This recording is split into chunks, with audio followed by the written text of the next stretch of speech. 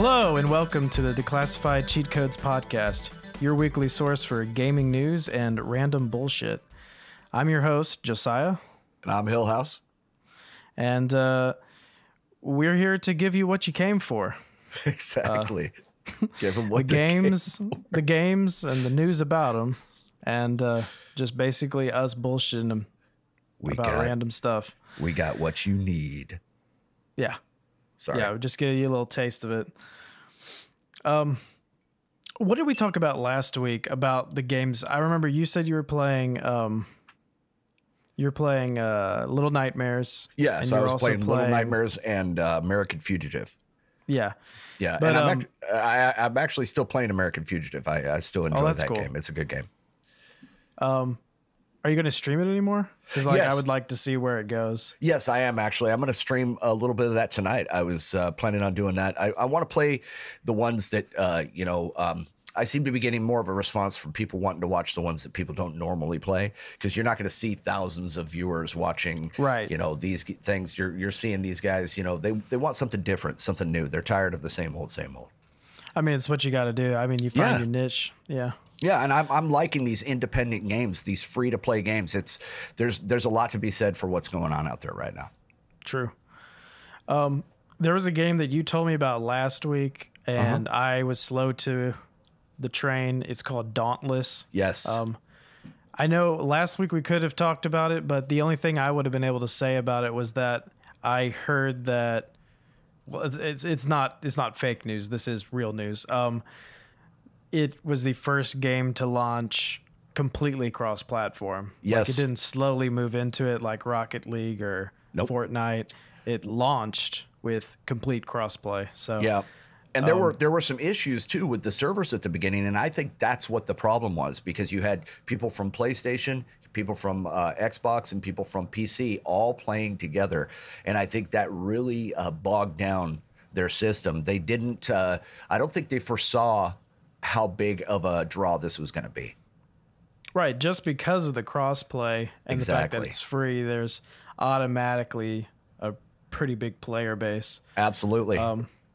I see that it has all the other tropes of free-to-play games. It looks like it has a battle pass. But the beautiful thing about it, though, Josiah, is that it's not just free-to-play. It's not play to win. It's free-to-play, period. Everything you buy is nothing but cosmetic. So there is no pay-to-win. And that's what I love about it. Everybody's on the same level. Whether you want to spend all your money on these cosmetic things or whether you just want to earn them through the gameplay. Right. And that's just like Fortnite, too. It's just their cosmetics are so high quality that it'll make people put a pretty penny down. Oh, yeah. And it's the same people that made Fortnite, Epic. And it's a fun game, man. It's amazing. Yeah. I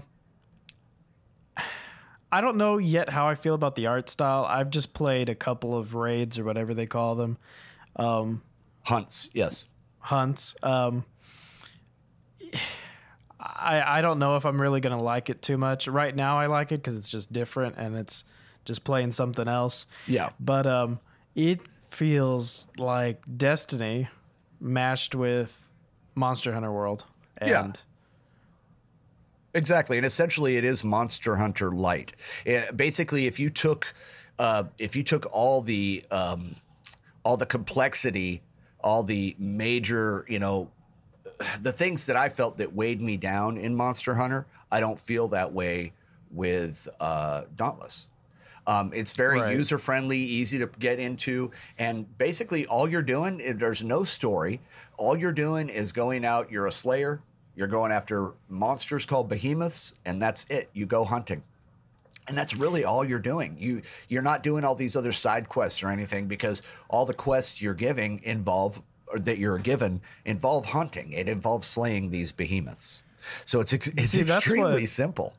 That's what reminds me of Destiny in a sense. Destiny, it does have a story, but I mean, for the most part, it's a bunch of talking to people. And then you skip through a bunch of dialogue that you don't care about, and then you accept a mission, and then you have to actually figure out what you just accepted because you skipped the dialogue. Exactly. It's a very focused game. It's very focused. Right. And it's got the people all standing around the hub like Destiny. It reminds me a lot of that.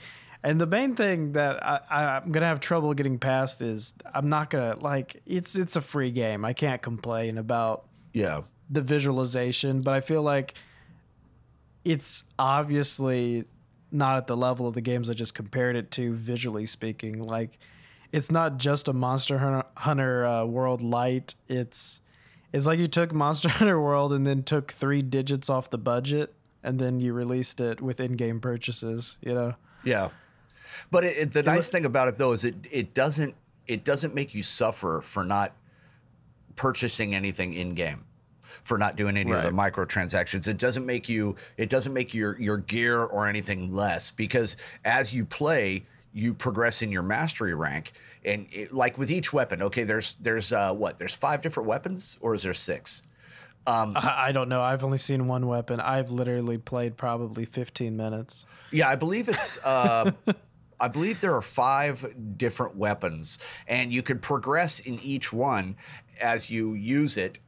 You gain gear, you gain little things you can craft with, and each time you do that, you're able to upgrade that weapon. And as you upgrade it, there's better things that unlock, and it does reward commitment. It rewards the grind and all that. It's nice to have that kind of a feel. It's 6 weapons, actually. I'm sorry, and each one of them is different, and you have different abilities and slots that you can put it in. So there is a lot of customization that you can do. But what I like about it is that it's very heavy on the progression. So you're constantly going out and hunting. And if you have 4 people or 3 people that are playing with you, to me, I did that. I tried it with a 4-man group, and we stayed together. It was so much more fun. There's no waiting around. You're just going out, you're getting it all done, and you're grinding out, getting your gear raised up. So I've actually enjoyed it. Compared to Monster Hunter, I've actually enjoyed the hell out of it. That's what's so funny, is because that's how Monster Hunter World is too, in the sense of you have to grind and grind, and everything you do requires just doing the same actions over and over. Even people I knew that played it a lot would compliment it, but also in complimenting it, they would say, yeah, and I have to do this one hunt like 6 or 7 more times, and then I might be able to do X, Y, and Z, Yeah. It's just a heavy grinding on that game. So I think the thing that kind of bugged me about Monster Hunter World is the fact that I had to keep up. Otherwise, it wasn't even a game you could play with your friends. I think I didn't play it for 3 days, and everyone I knew that played it was suddenly at this level that I couldn't even play with them. Yeah. I couldn't even like fight the same things they were fighting. So I don't think you have to worry about that in Dauntless, though. Okay. Well, as far as the open queue, yes, because I did a queue and it said that we could do a certain hunt because of our ranks individually. So like, I do think it probably still will suffer from that same effect, but maybe not as badly. Yeah. But if you played a couple of weeks and I didn't touch the game, I'm sure I would have trouble with whatever hunt you were on, Yeah, I mean, it doesn't scale the monsters down. That is true. But that's what I'm saying, yeah. But getting you leveled up, your gear, to a level where you'd be able to compete with those monsters is actually extremely simple. It doesn't take very long to do it all. So having you could actually have if you skipped a couple of weeks, you could actually have a friend help you basically in a day or 2, grind it out and get up to that level. Yeah, it's actually very simple. That's what I like about it. Continue to check it out. I've only played it a couple times. I might play it some more today. Yeah, I don't know. And what's cool too is it needs smoothing out. Oh yeah, it definitely does. It definitely needs some smoothing out. I mean, it's a lot better than it was at the launch week. The launch week sucked. I mean, I remember sitting there saying, 54,000 in line to get into a game, and it just seemed like it took forever. Now it's almost immediate, but it's so unique, man. I haven't seen any 2 people that look exactly the same. Their gear do, but their faces and their bodies don't. And it's just really cool. I made a character with elf ears, and then I put her eyes really close together. I have elf ears too. And then I gave her a mustache. So she's female with a mustache, and You know, you can pick I'm rocking it. you can pick a neutral gender in that game, right? Oh, I didn't know that. Yes. It's crazy, dude. I like to identify myself. Thank you. Oh yeah. Well, I'm just saying that people have that option. I think that the games that Epic has been putting out. Now, I'm not a big Fortnite fan. Don't get me wrong. I'm not a huge Fortnite fan, and mostly that's because I suck at it. I'll be honest. I'm crappy at Fortnite, so I'm not a big fan at that one. However, I'm a huge fan of Dauntless. I think they've done a great job with it. I think they're gonna get a ton. They're gonna make a ton of money off this game, and but I think that they have set the bar for play to free games. I think Epic has set the bar as far as this multiplayer game is concerned, because it is extremely fun to play with other people, even the ones that you don't know.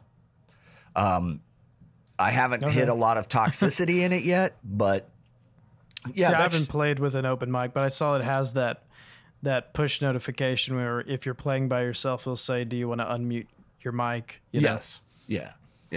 And it was fun. I mean, everybody was cool, and we all worked together. That was the thing, is there's a little bit of planning involved in the fights, which I like. You know, there's some strategy involved, which is very cool. But yeah, I'm enjoying it. So I give it a thumbs up. If you guys want to check it out, you want to give it a try, I recommend it. I give it a thumb, kind of halfway, but kind of shaking. So yeah. Well, most of my thumbs up comes from the absolute cross play platform. I like that. I think it's that I love. Yeah. I love the cross play. I really thought you were going to make a joke about cross dressing. Thumbs couldn't bend or something. Oh. No, man, I understand where you're coming from. I mean, yeah. you haven't been able to put a lot of time into it. I there was one solid day where I did nothing but play that, but I played it off and on since then. And I love it, man. I'm in love with it. I'll continue to play it. It reminds me of this other game called Absolver, I think is what it was called. Yeah. It reminds me a little bit of that in the sense of the way the world is constructed. There's a little bit of running around. But once Dauntless gets smoothed up, like there's some frame rate problems I was running into. But I queued with the game really fast, so I was surprised by that, because I'd heard so many nightmares about the queue, and I was like, no, that was fine. And this was with real people; it wasn't with bots or anything. They were actual players, you know. So I was like, okay, it's cool. I did like the mechanic that you could not see the other players without the flare. At first, I was very confused, and I was like, okay, I wandered off, but where's my team? Yes. And then I saw that you could shoot a flare yourself, and I was like, oh, I guess they would be shooting flares, and I just missed it, you know? Yeah. So when somebody cool finds the monster, they can shoot the flare, let everybody know where it's at, and then you can get to it. Because you can get lost. You don't have that. I thought it was interesting, because you can't see people's names through the map. No, you can't. Not like in Fortnite. You have that little triangle or whatever their names that you can see. Yeah, you know, it's just something you get used to in games. It's in so many multiplayer games that you can see people's names through the texture of the map. You know, I find it interesting because I think what that does for the game, in a way, maybe I'm just reading into it a little too much, but what I think that does is it forces you to group up and fight the monster. It forces you to get together so that you're not just one guy going at it with this damn monster getting killed. You know, they do have the resurrections or the they do have the reses. They do have the healing that you could do for each other, all that kind of thing. But I've been pleasantly surprised, I should say. Yeah, but it's kind of also a mechanic just to make it feel a little bit more real, a little bit more like you're actually hunting something, because you won't be able to see people through a mountain. That is true. That is true. So I thought that was a appreciated mechanic. I'll play it more and see if it's mind blowing or something. But I'm not about to buy a battle pass. It does not intrigue me that much yet. Yeah, exactly. I'll let you know though. It's $10. Probably talk about it on a future episode. It's $10 right now. Yeah, it's $10. That's like every battle pass though. For the elite one. Yeah. I mean, you get the free stuff in it, and I've already started getting platinum and whatnot, but it's See, I feel bad about battle passes. We could talk for a whole episode on battle passes. We probably should. So flooded. We probably should. I think I bought one for Rocket League and then never played. Oh wow. Oh wow. So the thing is, when the market gets so saturated with battle passes, you're gonna make your choices. Yes. It's the same argument I have about World of Warcraft not being free to play. Is the fact that if you are subscribed to that and it's a day 26 in the month and you haven't touched the game, you know you're gonna have to get on there because you already paid for it. You know? That's true. You're gonna be like, well, I already paid my month, so I mean, I might as well use it. I've always been, wary of not using my monthly subscriptions, so I'll pause them for a while if I know I'm not going to be playing World of Warcraft. I mean, that's essentially, to me, that just comes up to the gamer. You need to be aware of what your monthly fees are, man. You just can't spend them. Just let it come out of your account and not do nothing about it. But yeah, I can see your point, though. It would suck, knowing that you haven't played all month and that you're just going to go on and try to grind out a bunch of gaming. I think that's the only reason I haven't gotten into WoW is the fact that I do things like buy battle passes for something like Rocket League, and then I totally forget about the game. Yeah.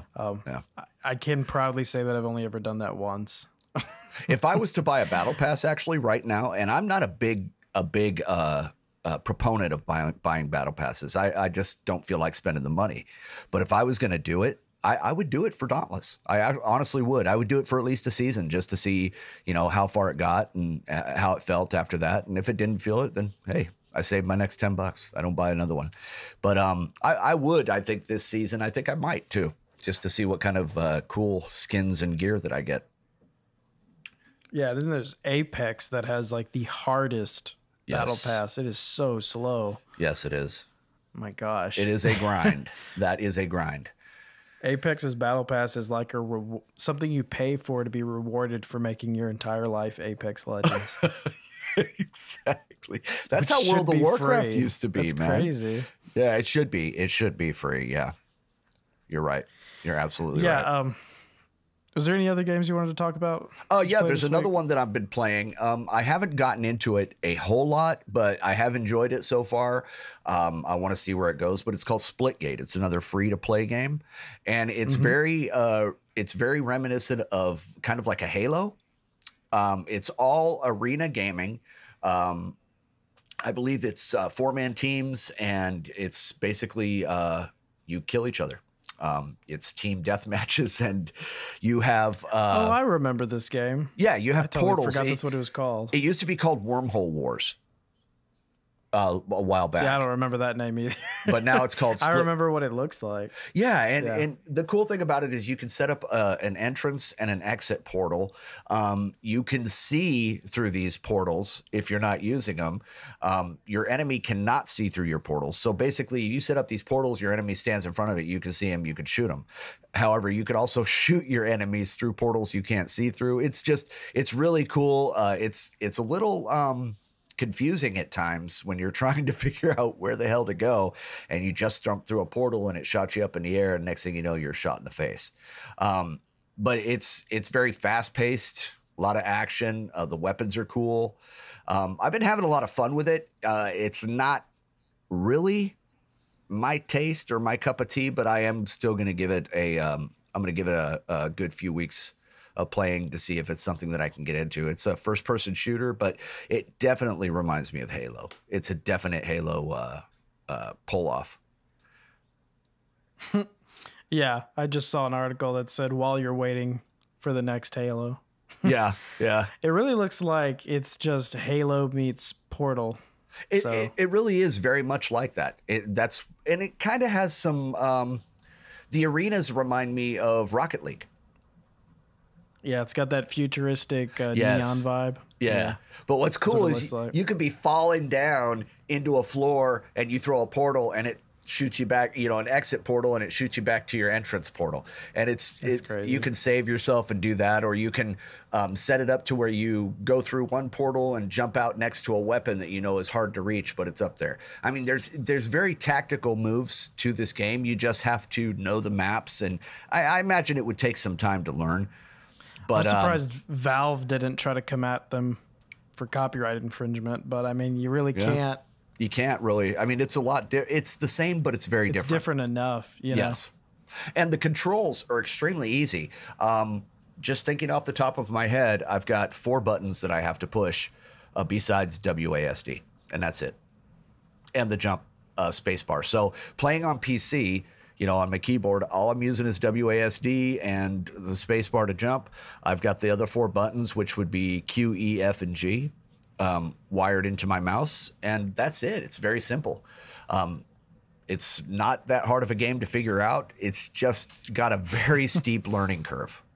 As long as they didn't pull a Bethesda and copy the code of the physics directly from Valve, then I hope not. Yeah. It does have good physics too. I mean, it's no getting around stuff. It's definite contact. I mean, there's a lot of real world physics to it. It feels that way. Yeah, that's the thing is every other game that has copied Portal, like the mechanics of changing gravity and things like that, nothing has had as satisfying physics as like Portal 2. Yeah, it's basically a Portal shooter is what it is. Yeah. That sounds really cool. I saw an article that said that it might be coming to consoles, so that's also exciting. I think that it may, because they do have controller options. And, you know, in the multiplayer part of it, you have death matches, you have King of the Hill, you have Oddball Domination, you have an armor-free mode. It's really cool, and it's, you know, SMGs, rocket launchers, pistols, and there's a railgun. I mean, like for Halo fans, you know what I'm saying? So there's a lot of really cool stuff. There's aerial maneuvers. You have a jetpack. Once you're in the air, you can use it. And yeah, I think it's a lot of fun. It looks like a really fun game, man. Yeah, I think there needs to be more games targeted towards esports than just sports games, you know? Yeah. And before it was like esports were just professional versions of games that were already games. Yeah. And that's how you got things like esports for Call of Duty and stuff like that, where it's basically just a shooter. And it's like, oh, we also put in a multiplayer mode. And then it's like, oh, cool. Well, we could make that multiplayer mode an esport. Yep. But only like recently have we gotten games that are not sport games where the whole game is a multiplayer mode, you know? Yeah. Because you got to remember, games used to be marketed before everyone had internet on the consoles. There would have to be a story mode. There would have to be a mode that you could play offline. There had to be. Multiplayer was just a bonus, you know? And that was only if you had a strong enough internet connection to play multiplayer. And most people didn't when multiplayer games first came out. Most people didn't have that option. I mean, you had to spend some money on some internet, you know? Right, and that's the strangest thing is there's a game like Last of Us has a multiplayer on it that nobody plays anymore that was only popular when it was just out. And that's crazy. That's a game that does not need a multiplayer mode. I can't believe that it was ever a thing, but it was a thing. And that was probably just because there was pressure to not release a game that didn't have multiplayer on it for financial backing, you know? But, I just, without that mindset, there's not going to be games like Overwatch where it's completely multiplayer, you know? Rocket League, which is completely multiplayer.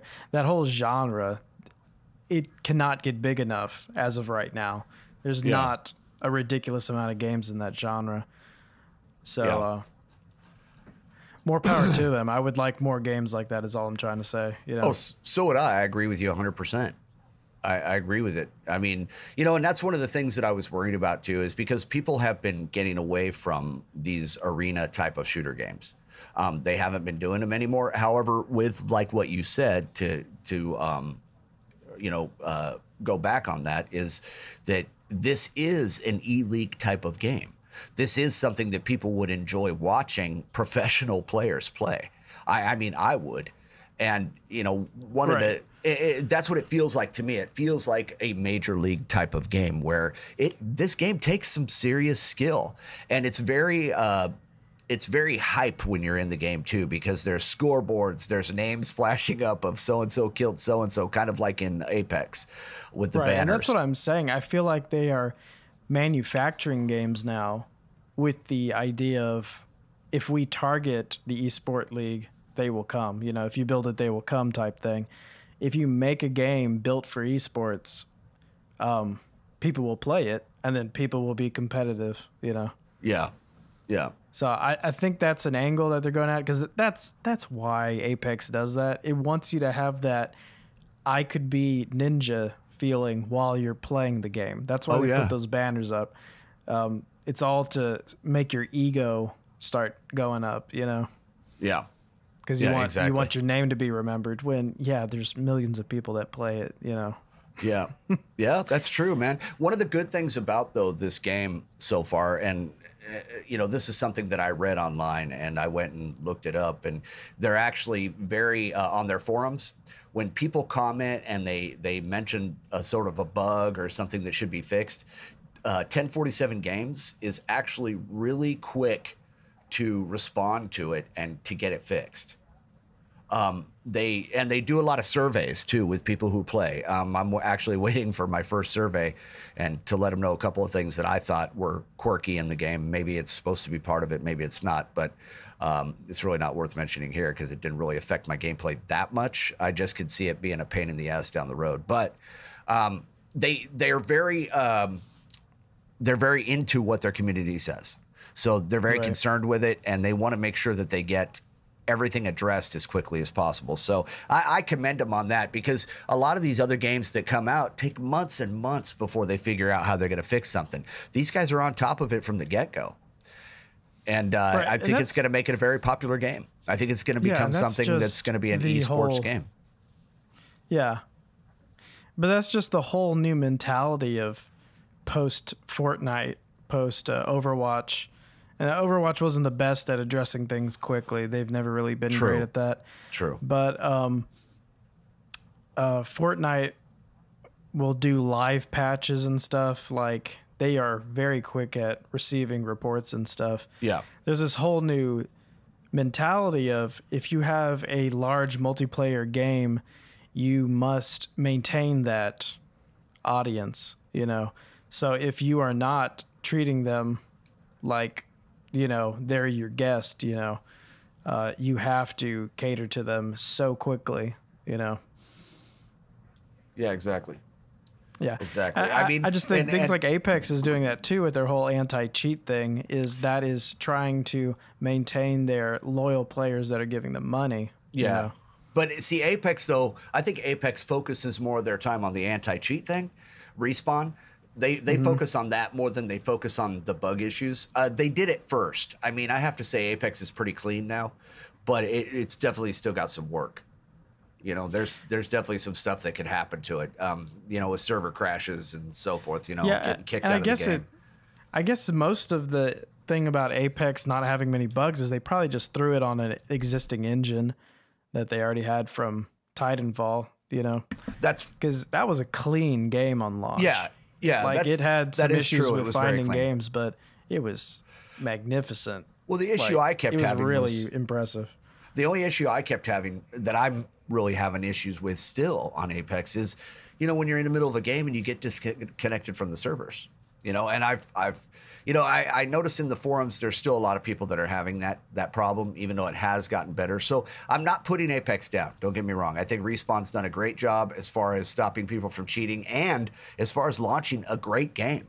I love Apex in general, but it did have its quirks. It's just, I think that a lot of these free games, these people that are coming out with these free games now are actually they're learning from those experiences, I should say. And they're making good moves that's keeping people in their community very, very happy.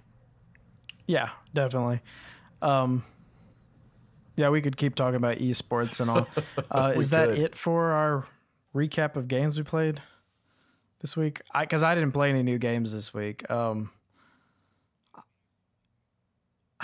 don't think I did. I think Dauntless was the only game I played this week that I didn't play last week. It was my first time playing that. Yeah, if that's all we have for the recap of what we've been playing, let's move on to some news. I'll just be honest with the audience. We had a little technical audio issue there, but we were just wrapping up all the games we were talking about, all the games that we were playing the last week. But on that note, we're segueing over to a little bit of news. Yes. A little bit of gaming news. Yeah, I think you were going to talk about TFUE because we talked last week about the fact that there was too much to talk about on it because we wanted to actually make sure that we knew both sides of the story rather than just and unfortunately blabbering about things we didn't know. I still don't know deeply both sides of the story. I've got the gist of what's going on. It's a lawsuit between TFUE and Team FaZe, an esports team that plays Fortnite. And basically, it's turned into a big old jumbled mess. It's divided the gaming community. No idea how it's going to turn out. He just filed the lawsuit, like I said, in May. And his suit is getting ready to go to court in September. And yeah, it's a toss-up right now as to where it's going to go. Personally, from reading the arguments on both sides and what I see, I don't think he's got a leg to stand on. However, it is a convoluted mess. It's turning into a big old nightmare. It's all over the gaming community as far as, and like I said, it's dividing people. It's dividing teams and it's dividing people in the community itself. And yeah. So what's the lawsuit? What is he claiming happened? Well, in 2018, and mind you, TFUE was 20 years old. His real name is Turner Tenney. He was 20 years old at the time, and he signed a contract with FaZe to join the team. They had lost a team member, and he had signed the contract to join them and become a part of the Fortnite team. They play E-League competitive Fortnite. Now, this kid is one of the biggest, most watched Fortnite players. Actually, he is the most watched Fortnite player out there, even beating Ninja. And he joined this team, and now he is saying that the contract that he signed a year ago is oppressive to young gamers, that he did not understand what he was signing, even though he was an adult, and that he is not making the revenue that his skill and his name could bring him, that he's being too restricted as far as making the revenue that he could be making. And yeah. Sounds like you got a girlfriend that wanted a better car. It might be, man. Or he couldn't afford the Ninja Blue for his hair. I don't know. They must have went to a house party at Ninja's place, and then she was like, he's got two really nice cars. Why do we only have one Lamborghini? Yeah, you know? Exactly. Where's my Tesla? But he, one of the things that bothers me the most out of this is here's a kid who was asked to join a team that already had professional esports players that were on the team, and three other big names that he's playing with, Space Lion, Cloak, and Jamak. Basically, these guys aren't suing anybody. They got the same type of contract, so I don't see where his problem is. I've been reading some of his arguments, and his basic argument is he's got two basic problems with the argument. He's saying that now, even though this kid makes a $2,000, and basically it's between $2,000 and $2,500 base each month from Team FaZe, he makes that as a base. Plus, he gets 80% of cash prizes that he wins in tournaments. He gets 80% of in-game merchandise purchased and signing bonuses. So from different sponsors, etc. So this kid is making money hand over fist. He's making millions. Okay, he's making that base is practically nothing. Oh, it's practically most of it is from sponsorships. Yeah, it's toilet paper. That base is toilet paper. He could wipe himself with it and not be affected with that $2,000 missing every month. I mean, I wish I could say that, but that's the case. So this kid's making millions, but he says that because of a brand deal finder's fee. Okay, so if FaZe goes out, if Team FaZe goes out and finds a sponsor or a brand that they want to incorporate into the team, which he would be required to wear or to show or to support as being a member of Team FaZe under the contract. He would be required to support that sponsor. That if Team FaZe finds it and they sign a contract, Team FaZe gets 80% finder's fee. He gets 20. Now, if TFUE finds it, he gets the 80%. Team FaZe gets 20. To me, that sounds like a good deal because the person that does the legwork should get the most out of it. I believe that's 100% the case. He's already making a ton of money. He's already making 80% of signing bonuses, cash prizes, etc. So what is the problem? So there's something that's keeping him from being able to get his own sponsors. Yeah, basically it's the contract. They have to approve of the sponsors also. But he can find them, right? They have to approve it. Yes, he can find them, but it has to be a mutual consensus as to whether or not they're going to let that sponsor be a part of the team. Now, Team FaZe has rejected some sponsors already. I'm currently getting a list of those, and he's pretty pissed about it because he said I could have made money off of it. But Team FaZe felt like those sponsors that wanted to come on to the team directly contradicted and went against other sponsors that he had on the team because they were competitors. So to me, that's just normal That's business. what I was going to say was that FaZe must have ate up a bunch of sponsors that already had competitors in the business. Yeah. Right. Almost everything that would sponsor him was already contradicted by something that he was already being sponsored for, probably. Exactly. And so there's probably no wiggle room already. Yeah, and he feels that it is holding him back from making the money that he could and should be making based off of his talent and his name and his popularity. So he feels that it's too restrictive in that much and it's oppressive. But he's also pissed off about he has a 3-year contract with FaZe. And once that 3-year contract is up, he has a non-signing agreement, meaning the first 30 days after, only FaZe can offer him a new position. And he has to either accept that or not take it. After that 30 days, if he's refused it, FaZe can match an offer from another team, but he has to take the one from FaZe if FaZe matches it. After that, he's a free agent. He can go do whatever he wants after the 60 days. He has a problem with that. I'd be like, okay, I'm going to take 60 days off and then I'm going to go do my own thing if I think that contract is too oppressive. So it's weird to me because he's saying that he didn't fully understand this contract, yet he's an adult. He didn't need a parent to sign for him. He didn't need a legal guardian to sign for him. He was 20 years old when he signed it. And he's saying that this is happening to all these other E-League gamers that are not fully understanding these contracts. Right, but all these other E-League gamers, for the most part, are happy with their contracts. Exactly. I mean, some of these kids are making a base pay of $75,000 a year. Some of these kids are making a base pay of that. It's got to be the grass is greener. That's got to be what's bothering him. It's got to be what's going on. Yes, he feels like he could be making more money. Now, in comparison, look at some of these kids who go into the NFL, the NBA, Major League Baseball, whatever. These guys, they sign these contracts. There's some of them are still in high school, but you don't see them suing. You know, they knew exactly what they were getting into. They renegotiate their contract when the contract's up. That's what you do as a professional athlete. And by the way, esports people are actually being considered as professional athletes now. And this could be another story we get to later on in another podcast. But the Olympics is looking at including esports as a part of the Olympics. I imagine it'd probably be in the summer games, but it's because they're saying. But whenever maybe it would be held in Japan or South Korea or something, maybe. And then that's when it'll be.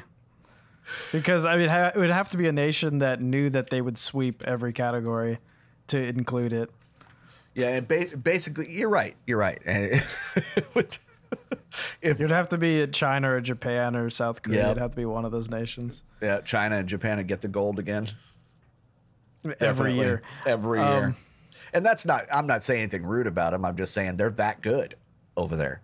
These guys are ass kickers. That's why we recruit these people from these other countries to come play for USA teams. Yeah, the Overwatch League London team was 100% Asian countries. Yep. And they won. I think they may have been one of the few teams that did not have a single non-Asian on their team. Like there were some good ones. Yes. The Outlaws had some Americans on it. I think there was some Germans on a, what team was it? It may have been New York, but no, they dominate the Oh yeah, the team members in that league. yes they do. Yes they do. But this is off subject. Back to TFUE. Basically, what it has to be a grass is greener thing, because I think so too. The thing is, we're in a changing time, because as of right now, I knew when I was growing up, if I would have told my parents that my dream would be to be a professional gamer and make more money than they made in their life, that would be something that everybody would laugh at. Oh yeah. Nobody would take it seriously. And then if it did happen, they wouldn't be able to comprehend what was actually going on. Exactly. You know? Exactly. And the thing is, we're getting in an era where esports are taking over, because, and this isn't just like clickbait phrase, esports are taking over, esports is the future. It is, because it's in everything. We're going outside less. We're staring at screens more, for good or worse. Yeah. We're playing games more, for good or worse. We're in the highest, our generation that is paying money for entertainment is the nerdiest it's ever been. The top movies every year for 10 years have all been comic book movies, science fiction movies. It's the biggest era for nerds. So it really is. It is the time where esports are going to take over physical outdoor sports. It's just what we do. We want to see people succeed at things that we do. Back in the day, you would play baseball outside with all your friends, and then you would go watch professionals play it for like $5 or something. That's just what you did. You saw professionals do something that you do in your time, just better, because they're pros. So like, why would you not want to see people do what you do 100% of your free time? You know? And with more people watching it, that means there's a bigger audience, which means that there's bigger sponsors, there's more money in it. And then I think within our lifetimes, we're going to see esports people get paid more than football, basketball players. Yeah, you know, it could happen. It's going to happen. It's got to happen. Well. Yeah. I mean, one of the things that's been bugging me too about this whole thing with TFUE is this team phase has been around for almost 10 years, dude. They've never been sued by a team member for their contract. That's crazy. So what was their previous, do you know any of their previous games that they were teams on? Because Fortnite's not 10 years old. No. They do more than Fortnite right now, right? The Fortnite division was started last year in March. Okay. So these guys, they did other esports games, and basically the major competitive games that people were playing as far as battle royales and first-person shooters, etc. They dabbled in a little bit of everything. However, Fortnite is their main game now. That's what they do. They do nothing but Fortnite tournaments and etc. I'm sure the other gamers, they may play other things on the side, but as far as FaZe as a team, then that's what they play. I did have a point I was getting to. I know you still have more points about it. I'm sorry. But there was a point. I already forgot about the point. That's why I'm bringing it back. It was the fact that if you were 20 years old and you're offered that much money for the ability to play video games for a living, it's just so mind-blowing, because we're still coming from the era where that was crazy. What I'm saying is that TFUE might actually have some validation in the sense that this is the future, and he sees the potential of money in it. And maybe these other people on the teams are really content because they're still in the mentality that they were raised with of video games are a waste of time and your efforts should be put into something else, Yeah. Well, I'm not saying he's right. I'm saying that maybe there's a lot of people that would be normally on the fence in another subject, but because it's gaming, they are still mind blown that they don't have to go work part-time at McDonald's and also be an esports player, Part of the thing that's bugging FaZe, though, is that it seems like it's bugging them, is that TFUE is acting like he is the one who brought all this fame to FaZe. He is the one who brought all this fame to Fortnite, that without him, it wouldn't have happened. But part of the conflicting information that's coming out is that when he joined FaZe, that's when his popularity grew. Because I think part of it is FaZe put him out there in the forefront. FaZe Contrary helped. is I've heard of FaZe, and I've never heard of TFUE until last week. Exactly. I've never heard TFUE until last week either. But he does have an argument where, and this is some statistics that I'm just going to throw out there, that most of these guys were signed in 2018 that are on the current team. Okay.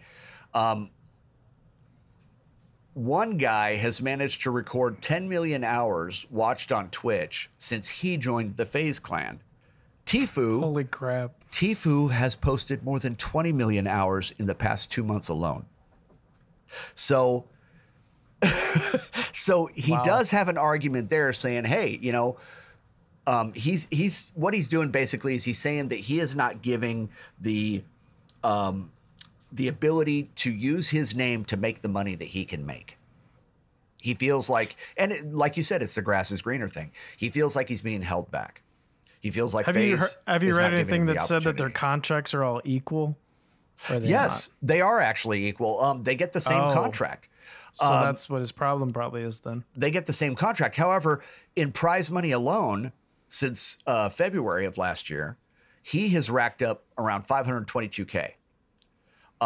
The other players, like two of the other major ones, they've gotten 421 and like 348K. They're in the top 10 on the list of money that they've made in the past year as far as prize money. They get 80% of that, according to their contracts. So yeah, they're doing good too. But so he's basically claiming that because he's putting so much more effort into like streaming, yes, that he just deserves a star status on their team, basically. Yeah, he feels like since he's not getting that. He feels like since he's outperformed every other Fortnite player in competitive and winnings, etc., and plus since he's now the most watched personality on Twitch and YouTube as far as Fortnite, that he should be paid more. It's kind of like when an actor, you know, has a great movie and all of a sudden, you know, they want him to play the same part again. Guess what? I'm renegotiating that contract. I want some more cheddar. It was something like the first Shrek. I think the three main stars got $1 million. Yeah. And then for Shrek 2, they each got like 10 million or something stupid. I don't remember what the amount was. Because their agents renegotiated it. And I imagine he has an agent. I might have the digits completely wrong. They may have been 30 million or something stupid. Whatever it was like 10 times what they made for the first movie. Yeah. I mean, yeah, you know, TFUE, yes, his skill has brought his name to the forefront, but also FaZe's help has brought his name to the forefront. And I think he needs to take a step back and he needs to realize that there is a bigger picture here, that, yeah, he was an adult when he signed this contract, that they have helped each other. He needs to fulfill his 3-year contract, wait his 60 days, and then get out of it if he's that much of a pissy pants about it. But you know, and next time he needs to have an attorney read the contract if he feels like they were oppressive to him. But I just find it incredibly funny that he's the only person bitching. Yeah. I really do. I really do. I was going to say that this case, like I was saying that if it gets bigger, it's it might define what, I mean, you're saying already that esports is considered an actual sport. Yeah. But the thing is, if their contracts have little gray areas on what they're actually classified as, then either the state of California or the U.S. needs to define whether or not FaZe is an employer with employees, they're an agency, a talent agent, talents, or a team, talent agency with talents, or a team that's considered a sports team that has contracts. If they're considered a talent agency, they're going to lose this case. I want to tell you that right now. They're according to some of the things that I've read, they're not following certain laws. What would make them not a talent agency? What sets them apart? That they're not licensed as an agent in the state of California. They're not licensed as a talent agent. And basically, so if you don't get a talent agent license, it means that you can basically do the same thing? That makes the contract null and void.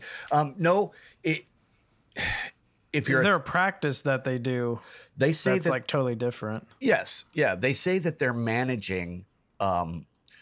he's saying that they are managing him as a talent rather than as a team. That they're saying where he can go, what he can advertise, what he can, he's required to go to practices. He's required to go to, which to me says team. He's required to go to tournaments. He's required to go to public appearances, do social media, all to support FaZe. And see, that's the thing, is it sounds like a team, but if they're leaning towards agency, then what is it that an agency would do that a team wouldn't? Is it that an agency enforces the brands that you take outside of esports? Like, what's to keep him from getting a sponsorship from, well, I don't know, Nature Valley that has nothing to do with esports, They're saying that it violates the Talent Agency Act by that basically a business or an individual who acts like an agent, they have to have a license obtained through California Labor Commissioner. And if they fail to do that, it makes any negotiated contracts void. Okay. And also, if they advise him on career goals and maximizing marketability, that could also bring them in violation of the talent manager law. And he's saying that they're in violation of the act because as far as he's concerned, that they are always getting or attempting to get employment and engagements for him as an artist. So he's saying that he is an artist and that they are a talent agency, and he's throwing that into it also. He's saying that he created videos, that he was in videos, and that he didn't get any money off of it. He's saying all sorts of stuff. But basically what it comes down to is he's considering himself an artist and that they're a talent agency, and he feels that they've broken the law in that aspect. Then what it may come down to is that these esports teams have to separate what falls under representing the team and what falls under individual art, because if TFUE should maybe make personal income off of doing reaction videos online to old plays he did, but then if they're streaming him playing live, it goes to his team if it has to do with his team. You know what I'm saying? Yeah. So it may come down to that they need to separate what they actually own. But see, here's part of the problem. In his existence, basically. Yeah, and it seems to me that they're talking over themselves in a way, because they're contradicting themselves. Because he says that he's a talent and that they're a talent agency, but then he also says that his contract denies him the ability to sign deals with other companies and profit off of his marketability. But the contract is saying that, hey, we're going to find sponsors for you too, that you still make money off of your sponsors. It's just everybody has to agree with it.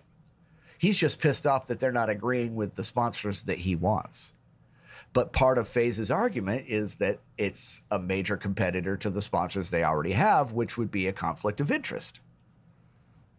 So that's true with anything. Yeah. Yeah. It really is. I mean, shit happens. God. Yeah. And basically under contract law, one of the interesting things that I found, if you look at professional sports versus what's going on right now, and he was 20 years old when he signed the contract, 20 is essentially the same as being a 40-year-old, man. You're an adult. You signed a contract. And in California, you're generally bound by those contracts when you sign it after the age of 18. Apparently, because to me, what it looks like is he regrets it. He regrets it. He wishes he would have done something different. And yeah. Right, but we've already defined that he shouldn't regret it because this got him to his star status. He should just be milking his star status until he's out of his contract, and then use that established name to continue his well-being. It sounds like he's just trying to make... Someone's telling him that he has to make as much as he can right now before he's irrelevant. He's not focused on staying relevant and having consistent income. Yeah. You know, because this is not the way to do that. He needs to look good and be a good teammate and continue to enjoy his millions until he's out of his contract. Like, it doesn't make any sense. It has to be someone's telling him that, look at Ninja. He's already falling down. He's not as popular as he used to be. You need to make as much as you can as quick as you can, you know? Yeah. Yep. That's enough about that, unless you have more, because... Not really. I'm going to wait until later on and see what some more of the arguments are. I'm not going to get into great detail when I look this stuff up. I'm going to just generalize it, but yeah. I mean, I'm very interested in the details because I wanted to understand what was actually being said, because I did see a video of the guy who owns FaZe, who is basically saying that the whole 80-20 thing's a lie, and there's a bunch of he said, she said that's going on. And then people kept refusing to like release the contracts and things. Well, one problem he may run into on here, and this is something that I'm definitely going to keep track of because I think this is going to be an interesting part of it, is it may not be even anything that the state of California can do about it. Because one of the lines in the gamer agreement, which it may not be the appropriate venue for the litigation itself in California, it says that it contains a choice of law provision, basically, which instructs that the agreement shall be governed and construed in accordance with the laws of the state of New York, and that the parties submit exclusively to the state or federal courts in New York for any claim related to the contract. So he may be screwed there. He may have to go to New York, which New York's laws are different. So he may be screwed, but California Labor Commissioner could also throw some stuff in there, and yeah. So there's still a lot to talk about, man. There's still a lot to talk about.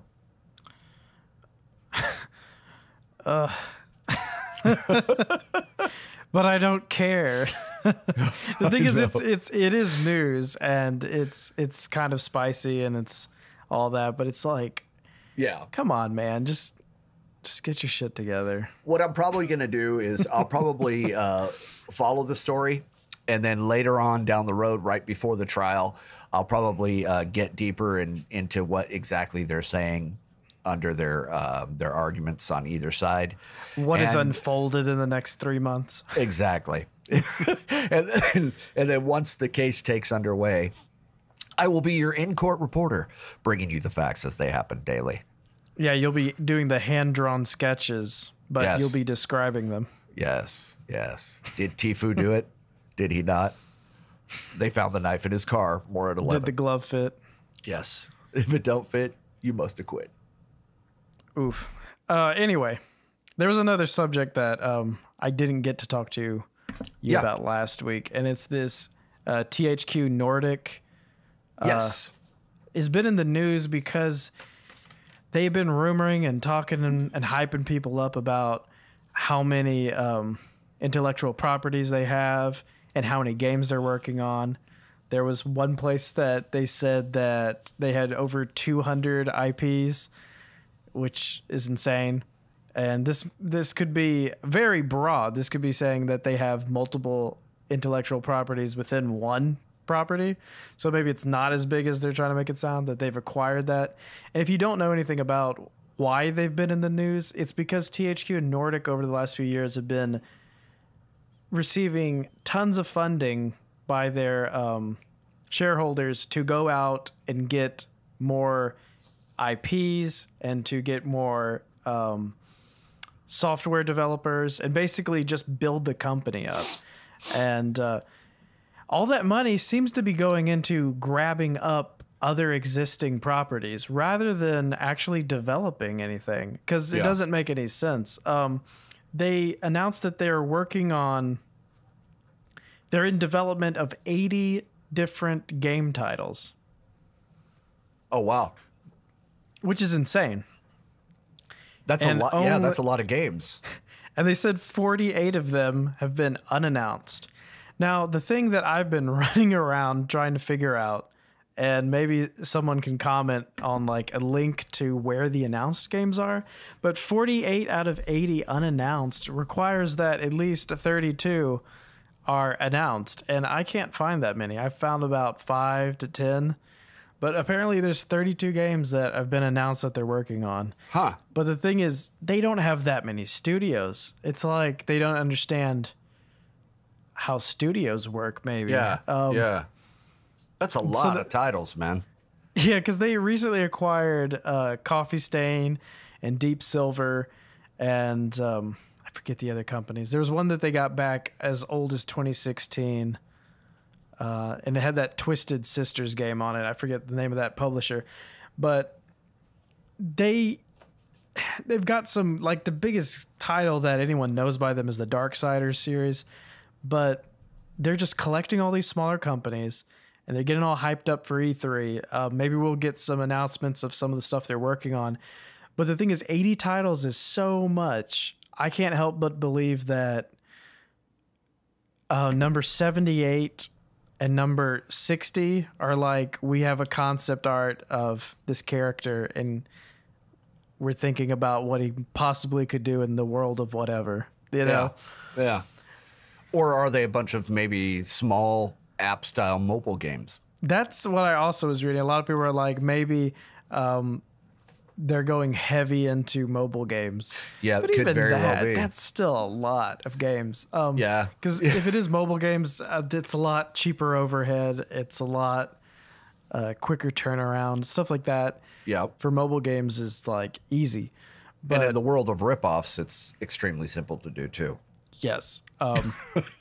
But they have 200 intellectual property. So, I mean. Yeah. Yeah.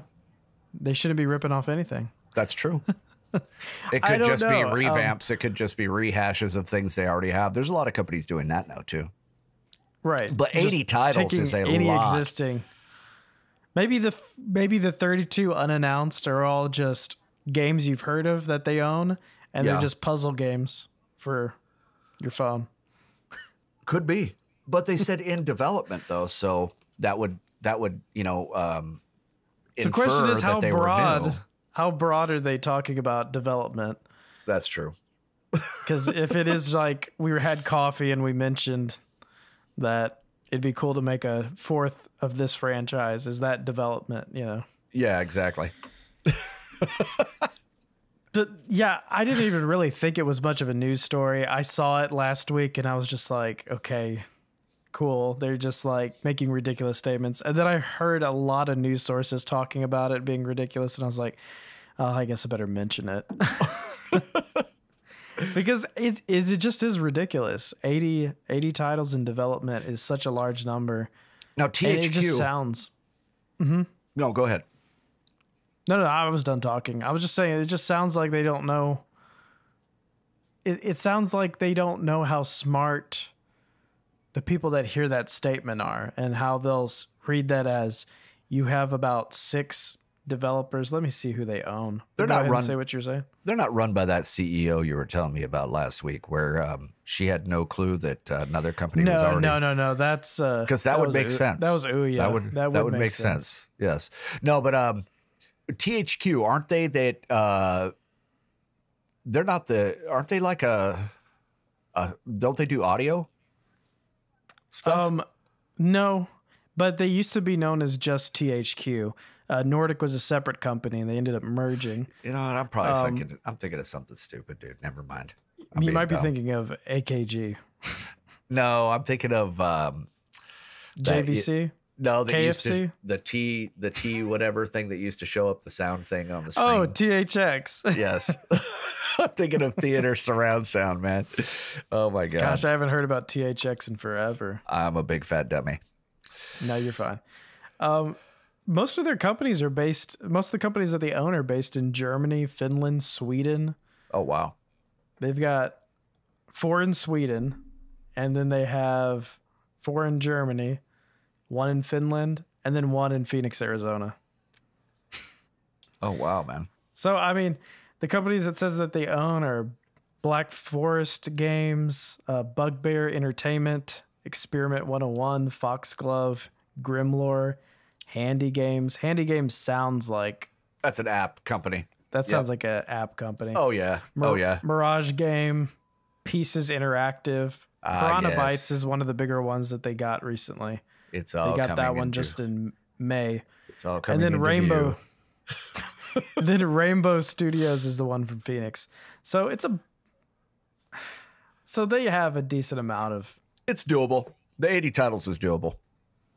They only have 10 publishers, though. That means 8 per publisher. Yeah, but if you think about it, if it's a bunch of those little minor It's a phone bunch of games, apps, I guess, yeah. Yeah, I mean, it could be those. It could be that the 3 main that people have actually heard of and that are actually making the circulation in news, it could be that those main 3 are only working on 3 games, and then the other 7 are working on 10 games each for phones. Okay. That could be what it is. I mean, to be honest, that just is more practical. I just can't imagine. And the thing is, they also, I'm even skipping over the statement and the press release. They talked about how many of them are going to be AAA and AA quality titles. So, Oh, wow. they were bragging about the quality and stuff. I don't know. It could be that hopefully THQ Nordic isn't about to announce bankruptcy in a year and a half, but it seems like they're throwing a lot of chickens in the same barrel, you know? Is that a phrase? Chickens in a barrel? Monkeys in the same barrel? Chickens before they hatch? Sure. Okay, let's go with they're throwing all their chickens in a barrel. Okay. And, sounds good. I had another thing in news. What was it? Let me find it. Oh, right. Sony owns PlayStation. And they also have their own motion picture company, Sony Pictures. And they have decided to open a new branch of Sony Pictures called PlayStation Pictures, tentatively. Really? And they're developing their own Twisted Metal TV show. And they're developing an Uncharted movie, which has been rumored and talked about forever. So saying that it's in heavy, late development of an Uncharted movie is not saying much, because I feel like they were saying that 10 years ago. But a Twisted Metal TV show would be interesting. Yeah. Considering Twisted Metal doesn't really have much of a plot. It's just driving cars around and blowing stuff up. Yeah. What? Nothing. I'm just listening to you, buddy. Oh, it just cut out the audio. I wasn't sure if you were still there. Oh, I'm here. And then that's all that they've really announced. There's rumors about maybe they're working on a God of War movie. But the thing is, Sony has always had their own motion picture company, but they've been really bad about lending their owned properties from PlayStation to other companies to do things with, you know. And the big question is, why didn't they always just do it themselves? So I don't know. They're talking big talk about it. They're acting like this picture company will be run by the game developers to make sure that it captures the original envisionment of the games. But I mean, you know who pays the bills at the end of the day. If it can be corrupted, it still will be. Yeah. But we'll see. I'm really apprehensive of an Uncharted movie.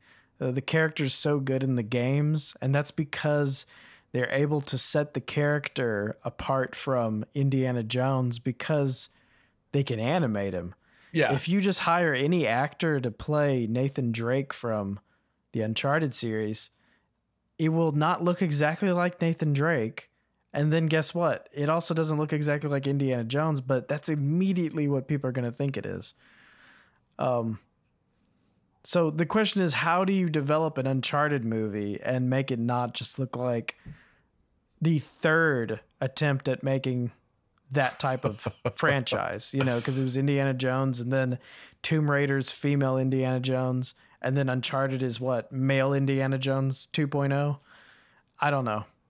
Yeah. It's I don't know how they will successfully adapt that, because they've also talked about making a Last of Us movie, which is in one way, it's built to be a movie, but in another way, the game was already a movie. So it's kind of hard to imagine doing it justice because it was already so cinematic, you know. But this isn't new. There's been reports by I was reading on Polygon.com that Microsoft is working with Universal on a Gears of War movie. Oh wow! And Microsoft is also working with Warner Brothers to adapt Minecraft for TV or film. So they haven't even defined whether or not it's going to be a movie or TV show. I can see it being a TV show. I can see TV show too. Sadly, yes. Microsoft is also working with Showtime for a Halo TV series. And that's what's so funny. Halo's been adapted so many times. I think what does it have? 3 made for video movies. And then it had Red versus Blue. So a Showtime TV series, okay, cool. It's going to have a higher production value. But I was only excited about Halo being adapted into film when Peter Jackson bought the rights to the movie rights to it. And Peter Jackson bought them right after King Kong came out. So you were thinking he was going to make the Lord of the Rings trilogy and then King Kong, and then it was going to be this ridiculously epic Halo movie. And then it just never did anything. It got bogged down in development, and then it was abandoned. And then that's when all those made for video films came out. And it's hard for me to get excited about a Halo TV series, even if it's on a premium channel like Showtime. It's just... Yeah, if they were going to do it, I think that it should they should go through a company like Netflix. Netflix has been doing some great things with a lot of the hero movies and whatnot, and the development of their movies their TV shows is actually quite good. If Netflix was to get involved with something like that, that's something I may watch. Yeah, that's the thing about Showtime getting it. No offense to Showtime, but maybe a little bit of shade thrown there. Showtime obviously must have been the only person that wanted it at that level. I'm sure they were pitching it to like Netflix and Hulu and HBO. There's no way you wouldn't pitch it to them. So Showtime is not the first choice. I guess it's a choice above Starz, but I'm guessing it was maybe not in the top 5 things they would have even pitched it to, you know? Yeah. Pinched it to, yeah.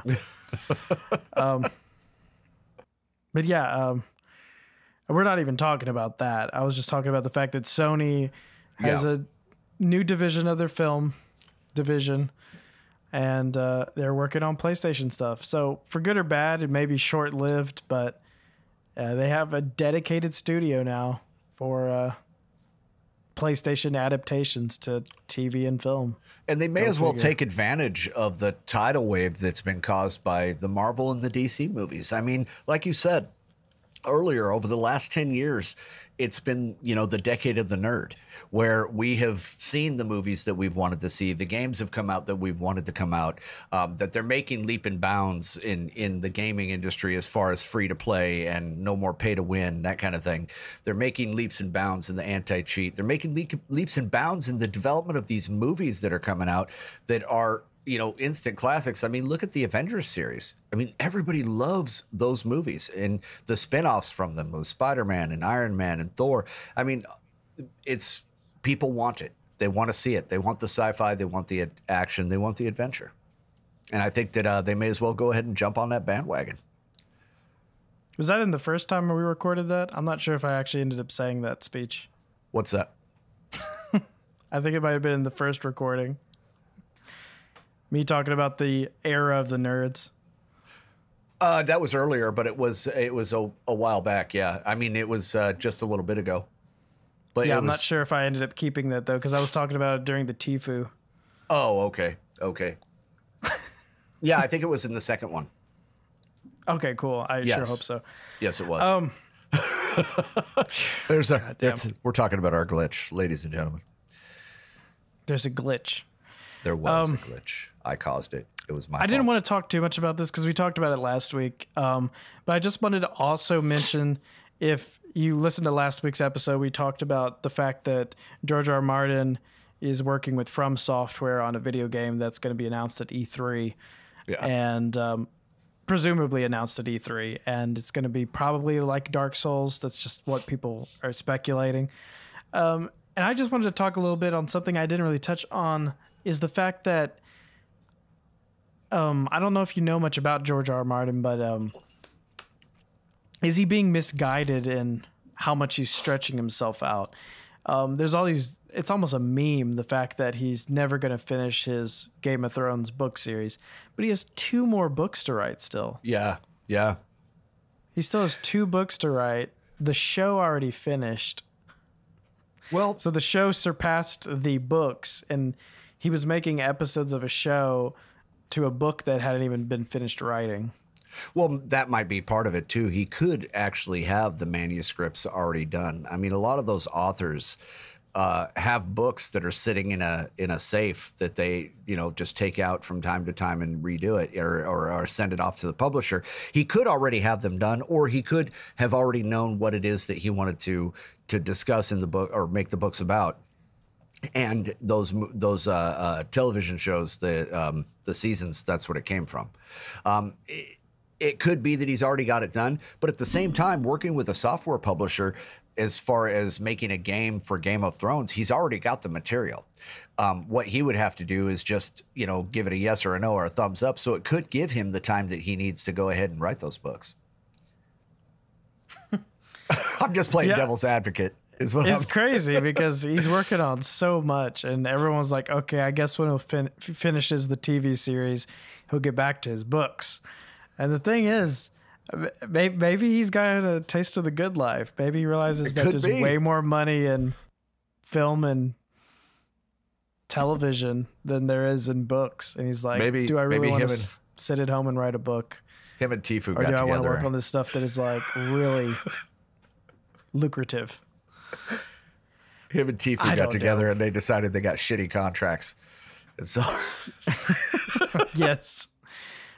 Now that would be great if George R. R. Martin wrote a TV series based on TFUE, and it just has a bunch of blood and sex throughout the whole thing. That'd be great. Just wait, dude. Just wait. The next 5 years, there's going to be a Rudy-esque type of movie about a gamer. His thumbs are going to be blistered and crooked, but he's going to make it through the game. He's going to get that chicken dinner, and you're going to stand up in the theater crying and cheering, and you're going to say to yourself, TFUE, TFUE. He didn't win the game, but he made a tackle. Use that clip out of context in the future. Yeah, that would be great. Not making fun of E-League gamers, because I think that it does take a lot of skill to be on the level that some of these guys are on. It really does. But I think they're all getting a little too big for the britches. So that's what I'm going to say about that. Go to your rooms.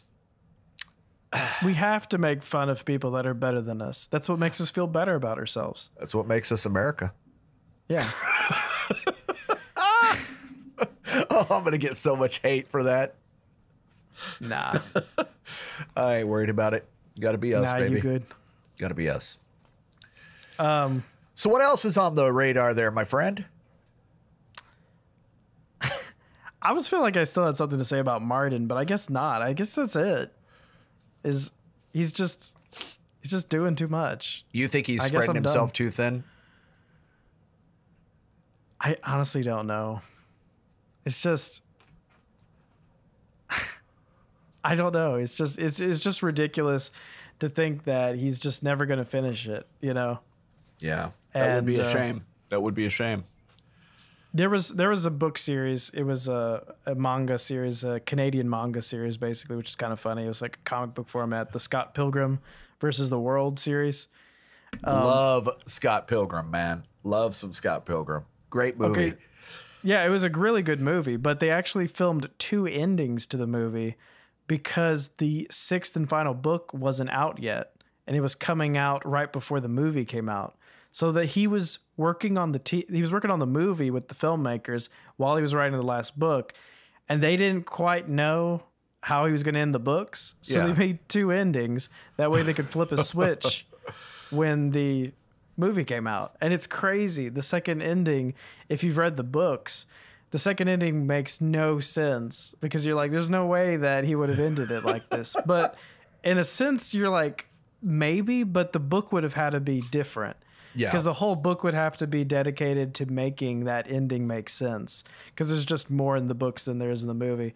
But in the movie, it was simply flipping a switch. Like, it would have kind of made sense. But from the book standpoint, it just was like, there's nothing that points towards this in the book. But whatever.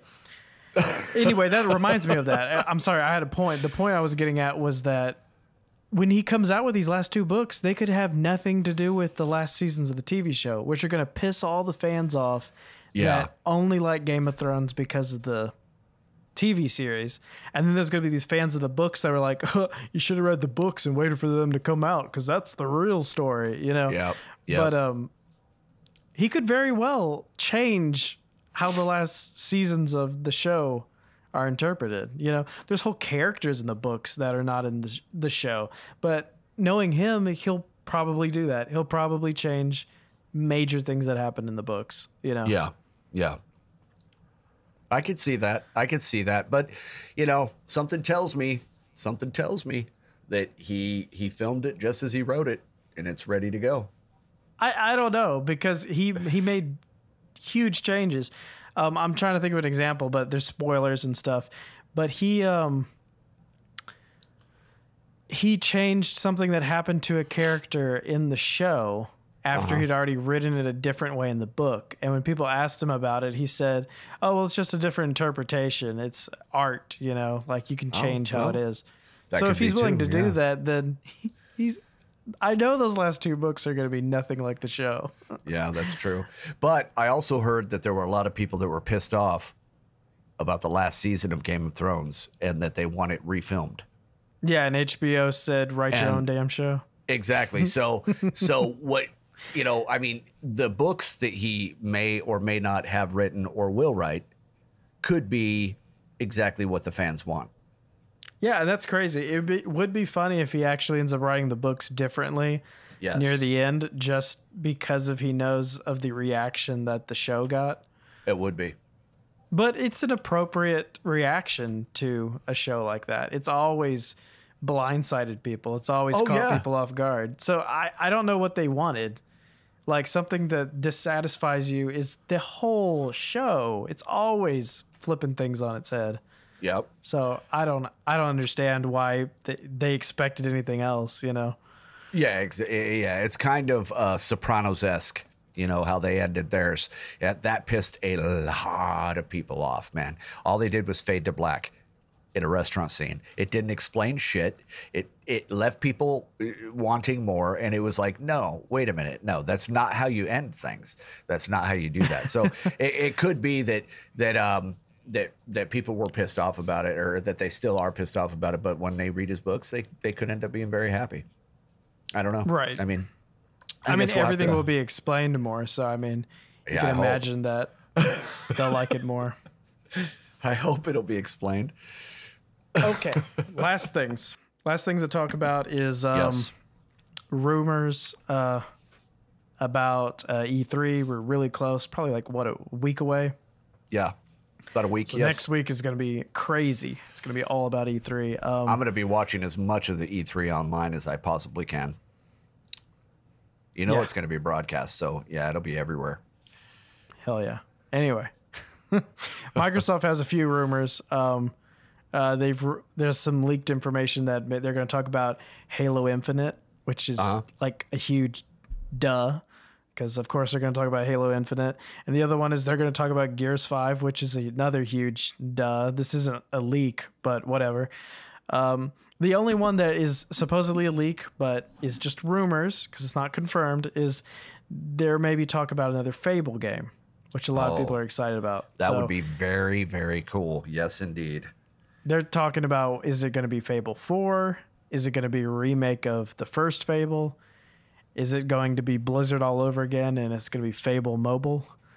You know, what is there to expect? I would be okay with it being a reboot of the whole thing. I know there's a lot of people that want it to be Fable 4, but we're in a whole new generation of gaming, and to get a fresh perspective of the quality of caliber of games we can expect in this era would be great to do a reboot, you know, kind of like God of War did, where it's it's not angry Kratos anymore. It was Father Kratos. Yeah.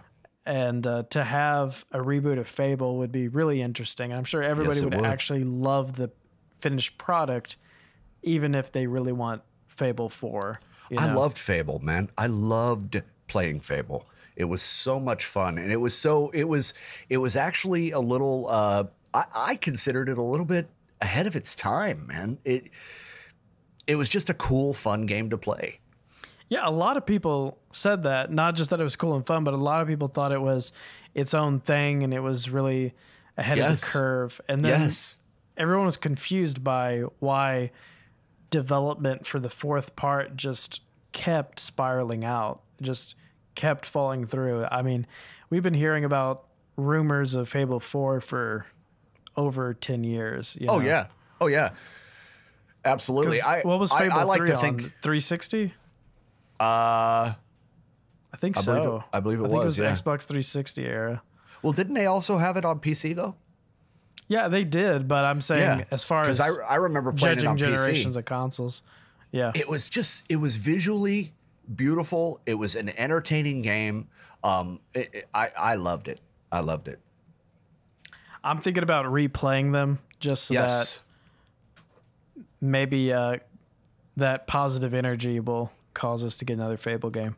Oh, that would be awesome. That would be awesome. Currently, they're all on Game Pass, I believe. Really? I think if you have Xbox Game Pass, I think all 3 Fables are in there. So a little shameless plug for Xbox Game Pass there. $10 a month, everyone. I think you get your first month free trial, or $1. I think it's $1 for the first month.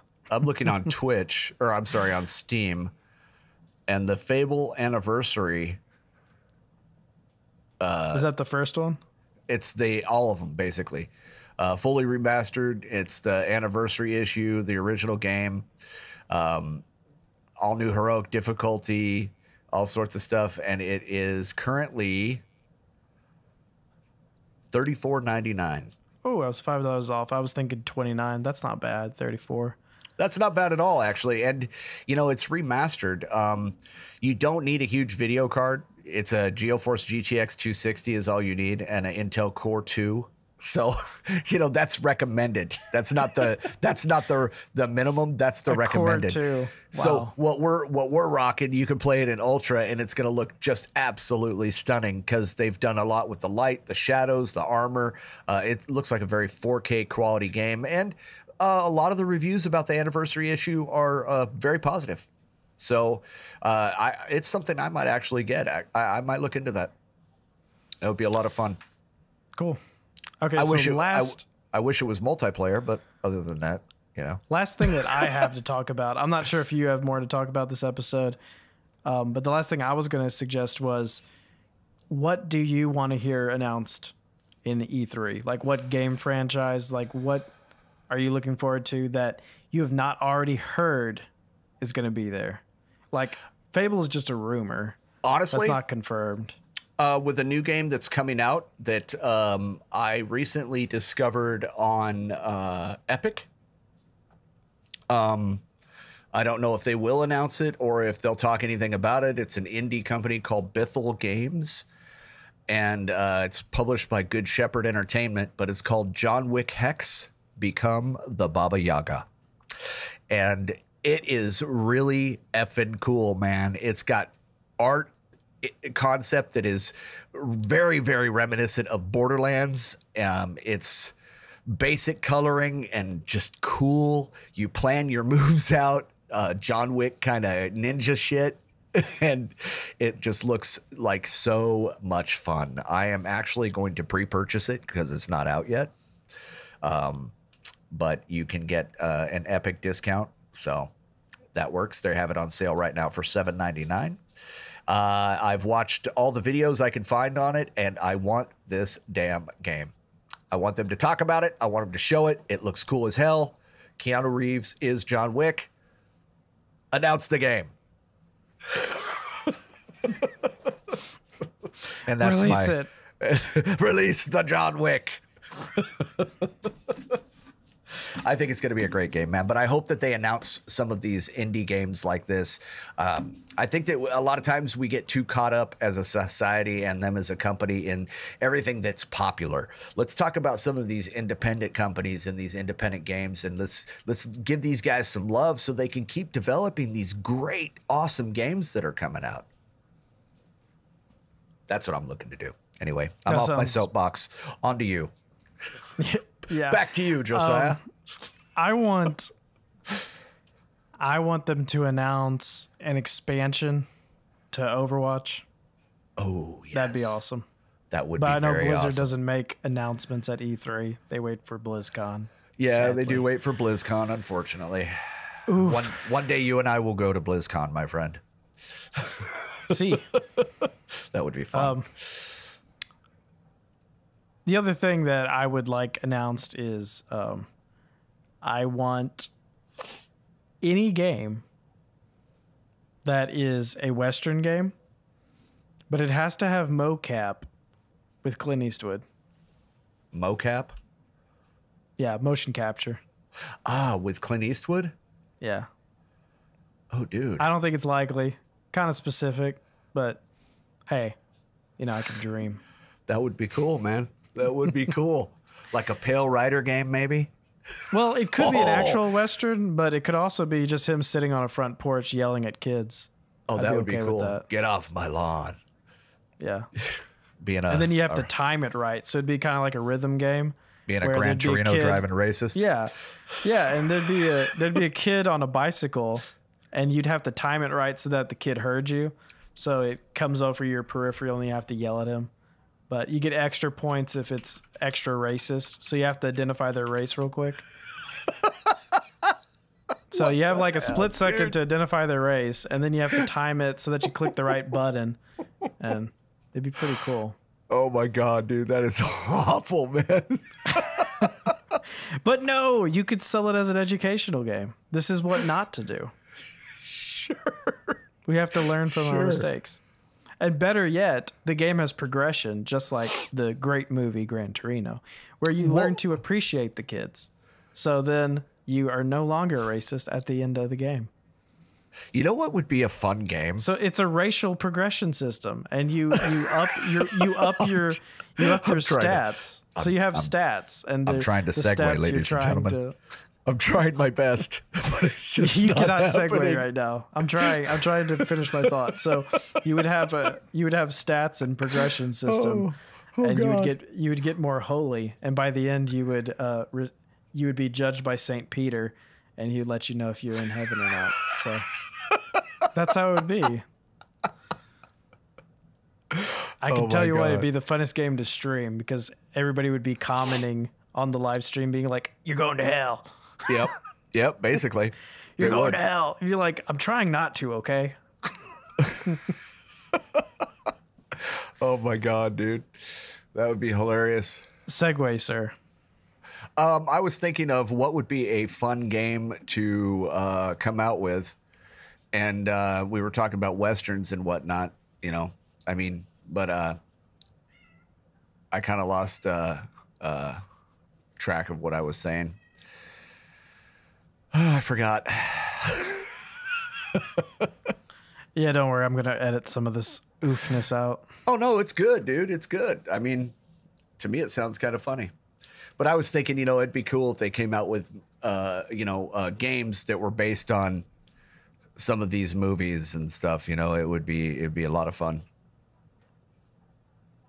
A Clint Eastwood movie or a game like Pale Rider. 310 to Yuma. 310 to Yuma would be. Or The Good, game. the Bad, and the Ugly, or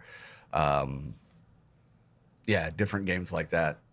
It'd be cool if they came out with games that had to do with those kind of deals, like a Dirty Harry game, or the Mule game. That would be great.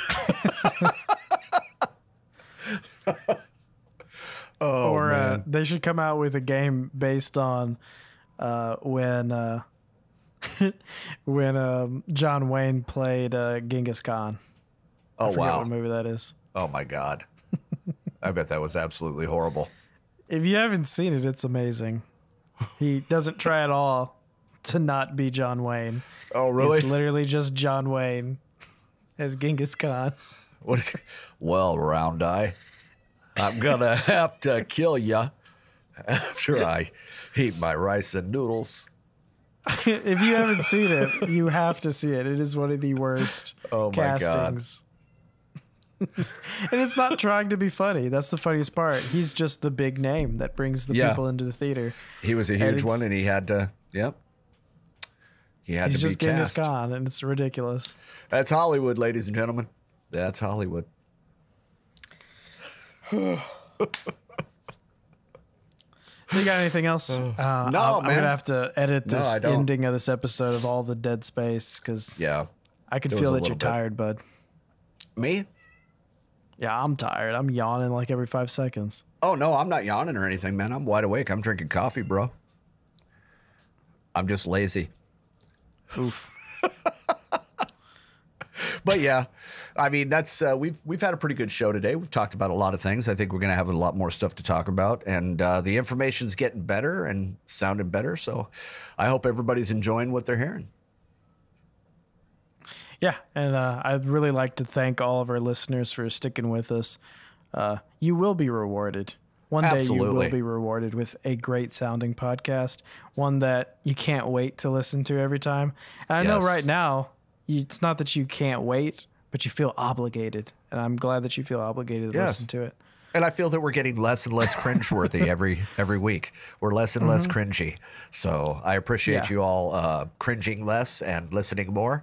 I want to give a shout out to, we've got 39 new likes on our Facebook page that goes with the podcast. And I just want to say thank you to everybody who is like that are listening, like Josiah said, listening to the podcast. It really does mean a lot. We are putting some time and effort into it. I personally want to put a little bit more effort into it and a little bit less time streaming, but more into the podcast because I'm really enjoying this. So I just want to say thank you to everybody who is liking our page. If we can get the podcast to the level which I don't have to take a shower after it, that'd be real great. That would be awesome. I always feel so dirty after. So do I. Our last 10 minutes. But I don't shower after because I want everyone to smell my dirtiness. You want the musk. Yeah. Yes, my funk. It brings people to my yard. God damn it. I love it. All right, buddy. That was, but we've talked about a lot of things, and I think we did a good show today. So thank you guys for listening, watching. Catch you next time. I appreciate it. Yes, catch you next time. Later. E3. Oof. E3.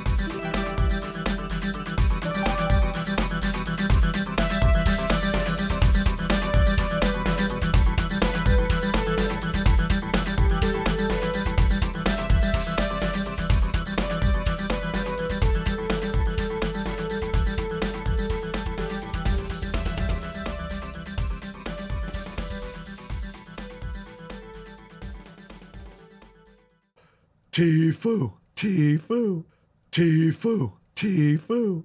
Oof.